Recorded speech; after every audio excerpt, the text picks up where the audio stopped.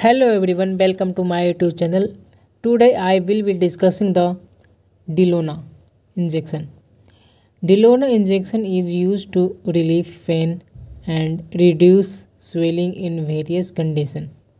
It is commonly used to relieve migraine, muscle pain, dental pain, gut, fracture, rheumatoid arthritis, and osteoarthritis. This injection falls under the category of non-steroidal anti-inflammatory drug. So,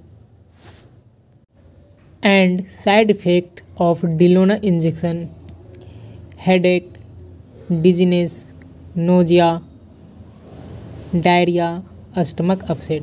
I hope this video is very useful. So please like, subscribe and share. Thanks for watching.